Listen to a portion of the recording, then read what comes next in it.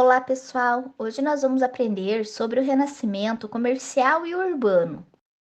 Esse período esteve marcado pela decadência do sistema feudal, formado basicamente por dois grupos sociais: os senhores proprietários de terras, os feudos, e os servos que trabalhavam e viviam nos feudos.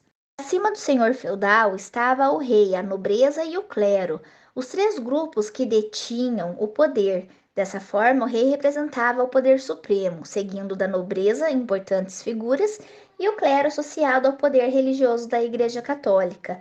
Esse último grupo dominante possuía claros privilégios em relação ao povo, de modo que somente eles possuíam acesso aos assuntos políticos, econômicos e religiosos, bem como aos conhecimentos dos livros, posto que representavam a parcela mínima que sabiam ler e escrever.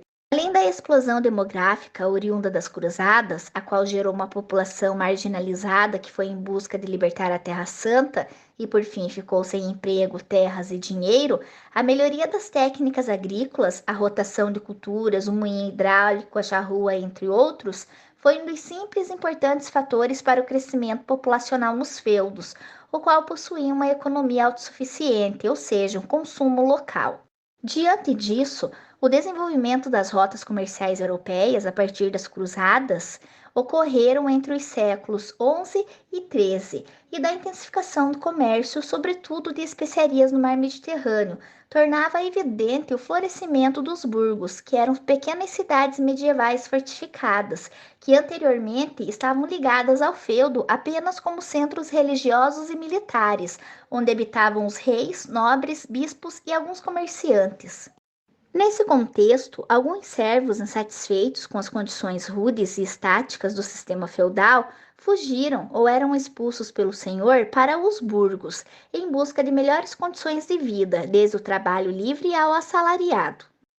Assim, o sistema autossuficiente feudal, baseado nas trocas, o escambo, foi substituído pelas relações comerciais, a venda de produtos. Fortalecidos pelo desenvolvimento das cidades e do sistema econômico, ocorreu o surgimento da moeda e dos bancos, na medida em que ampliaram as fontes de renda e as relações de produção. O caráter agrário e estamental do feudalismo deu lugar à urbanização e à estrutura de classes, com mobilidade social, até então inexistente. Junto a isso surge a burguesia, uma nova classe social empenhada em adquirir melhores condições de vida por meio do trabalho, formada por comerciantes, desde ferreiros, alfaiates, sapateiros, artesãos, entre outros. Nesse momento de efervescência comercial, cultural e urbana, os artesãos criaram as corporações de ofício, organizações que reuniam pessoas que exerciam a mesma profissão, enquanto os comerciantes estabeleceram as guildas medievais, eram associações de pessoas de diversas profissões. Os regulamentos da corporação se concentravam em controlar a qualidade e a técnica da manufatura, e para manter o seu funcionamento, os trabalhadores associados eram obrigados a pagar uma determinada quantia regularmente. Havia um estatuto de técnicas a utilizar e o trabalho era realizado em oficinas individuais.